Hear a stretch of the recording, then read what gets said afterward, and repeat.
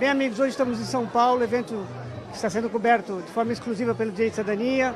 Nosso querido amigo Marcos Alonso Garcia, um abraço. E ele, que é médico oftalmologista, professor, José Álvaro, vai falar um pouquinho da APOS, né?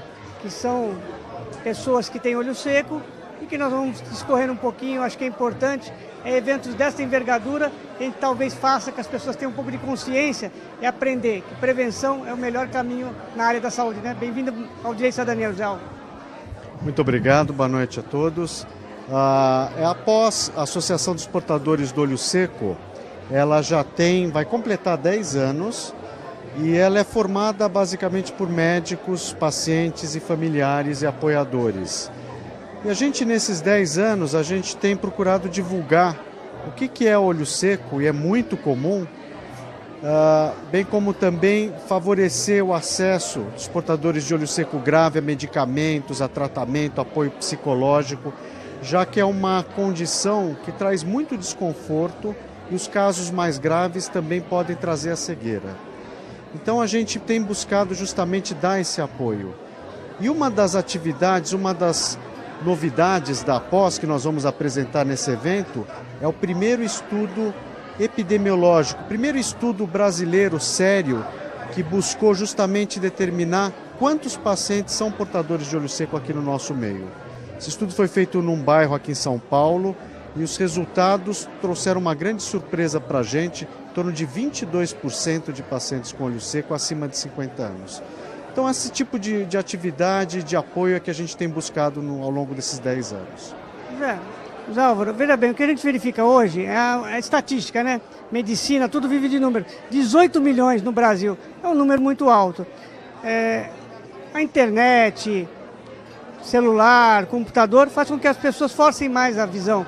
Isso ajuda efetivamente o olho seco? Quer dizer, eu mesmo já operei 2 vezes e às vezes esqueço do colírio lubrificante. Esse é um problema grave. As pessoas acham que o olho tem que estar sempre lubrificado e cada pessoa tem uma forma diferente.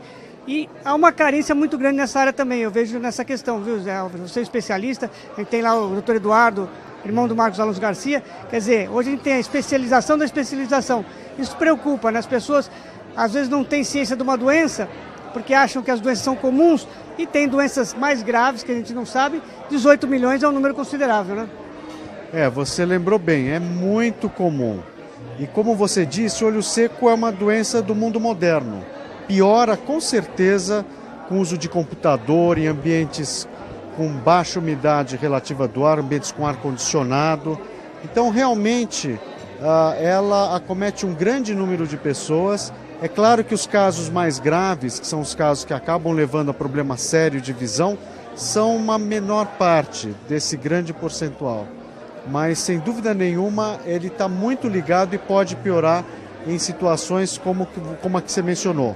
Videogame, uso por muitas horas de computador.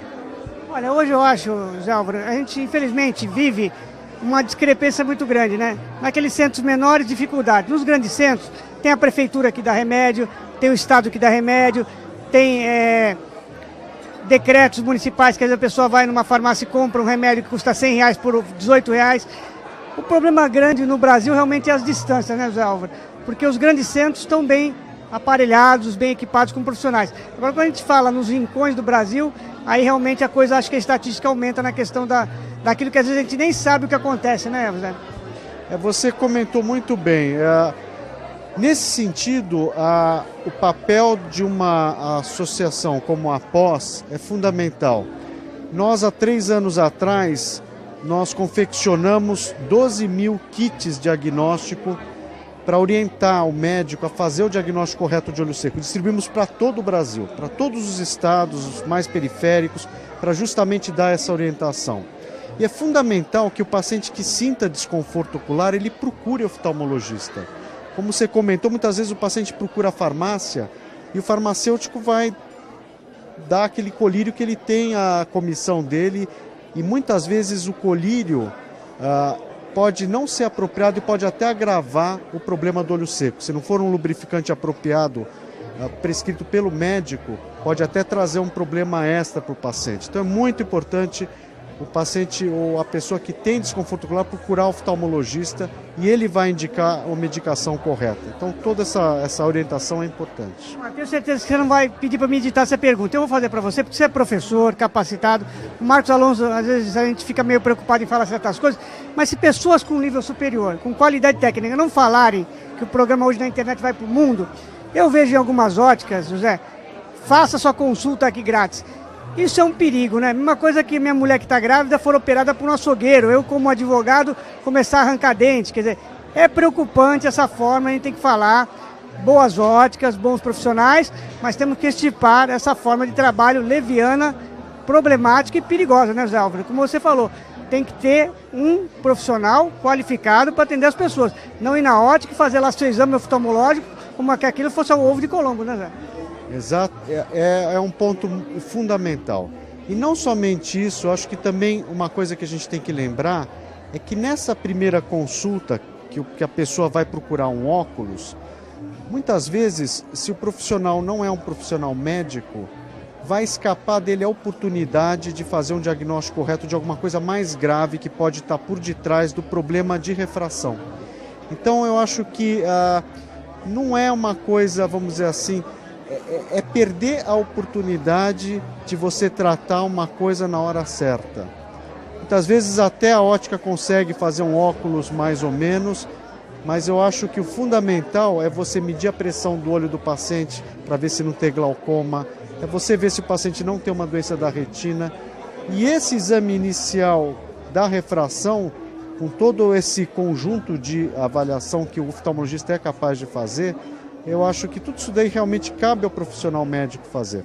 Então, eu acredito, fora o interesse econômico, quer dizer, a forçação de barra para prescrever óculos quando muitas vezes não precisa usar, porque é lógico, a ótica vai querer vender o óculos.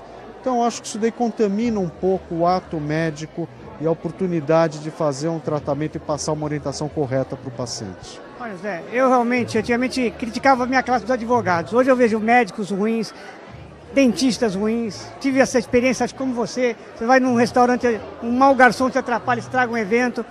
O que a gente verifica hoje, Zé Álvaro, é exatamente isso. Quando você pega um paciente que você vê, claro, na tua profissão, você estuda, você se prepara, a gente sabe que a gente não é Deus, não pode salvar todo mundo, mas quando você vê um paciente que você fala, pô, se ele tivesse vindo no meu consultório há 3 anos atrás, eu teria salvo ele. Isso acho que é degradante, acho que isso às vezes frustra um profissional como você, né, Zé?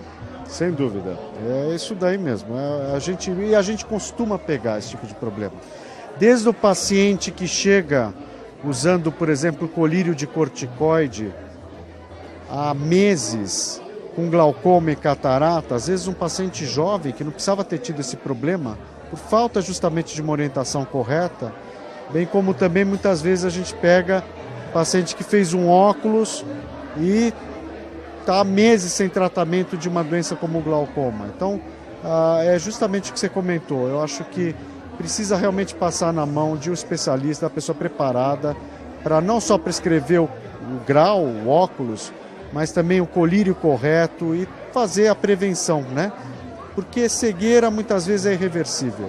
A gente pegar lá na frente é realmente uma situação que poderia ser evitada, né? Eu acho que quanto antes a gente conseguir fazer o diagnóstico, melhor para o paciente. Outra questão que eu tenho aprendido também no dia a dia, já vou fazer 50 anos esse ano, já ficando velho, a gente não tem mais receio de falar o que pensa. Acontece o seguinte, às vezes você tem bons médicos, profissionais capacitados, pessoas abnegadas, pessoas dedicadas, mas às vezes com a dificuldade financeira, equipamentos hoje custam caro. Existe uma manutenção, uma calibragem. Às vezes a gente vê isso também. Às vezes o profissional tenta trabalhar, é cobrado demais. A cobrança hoje aí do governo, questão de falta de médico, briga se traz, se não traz médicos de fora, se realmente é válido, não é válido. A gente verifica isso. Equipamentos hoje, eles ficam obsoletos rápido, né, Zé? E às vezes tem manutenção. Às vezes o profissional é bom, mas não está com o equipamento calibrado, equipamento atualizado. Isso também preocupa, né, Zé? Preocupa muito, sem dúvida nenhuma. Aí tem que procurar realmente um profissional que esteja preparado e justamente muitas vezes o profissional que vai procurar o paciente que vai procurar uma ótica, muitas vezes realmente não vai encontrar o local adequado para fazer o seu exame. Vamos marcar uma hora, gravar lá na pós, liberar o Zé, que já estão cobrando aqui. Obrigado pela tua entrevista. Eu gosto de convidados assim que a gente se conhece no evento. Eu posso perguntar, não foi nada ensaiado e com certeza você engrandeceu o telespectador do Direito de Cidadania. Muito obrigado. Viu? Muito obrigado a vocês. Obrigado pela oportunidade.